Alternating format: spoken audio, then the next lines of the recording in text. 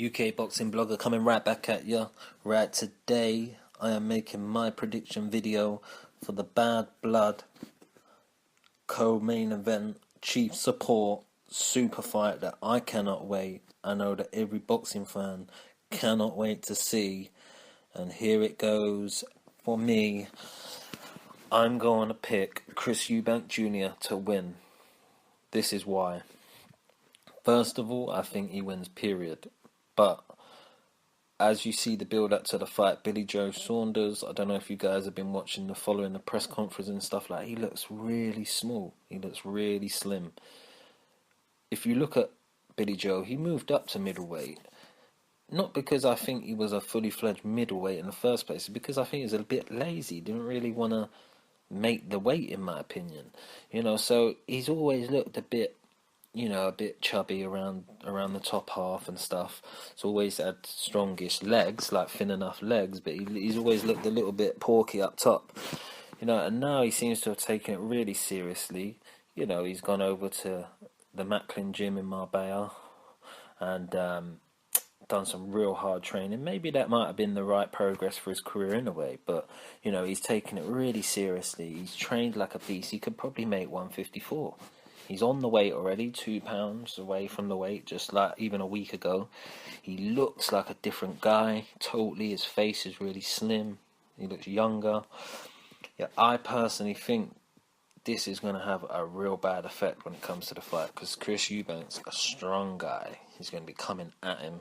You might feel that he needs to have the speed and quickness of feet to outbox him with his southpaw, Olympic pedigree boxing, and young amateur prodigy. But no, I don't see that myself. He's going to try doing that, but Chris Eubank's he's not going to respect the power. Billy Joe's going to have fast hands. He's not going to have timing issues like he normally does. But Chris Eubank's not bad at boxing himself, in my opinion. He went over and done his apprentice over in America like his dad did. He went and done Golden Gloves training, was in the gym with Floyd Mayweather. He's got a little bit about him, enough to box. He's been sparring southpaws, so he'll be boxing enough. But then when he gets close, he's going to be dropping bombs, and he's going to be throwing hurtful shots. And let's not forget, Chris Eubank Jr. spars guys and has sparred guys like George Groves, James DeGale, who's a southpaw again, Cole Froch.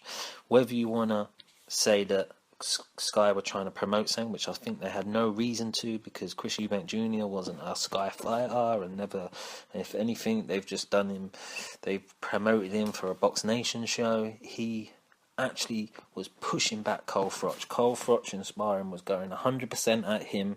They were going 100% at each other, and he was pushing Froch back, going toe to toe with him. No, it's sparring, but no. I don't think Billy Joe's even had a fight harder than that kind of sparring.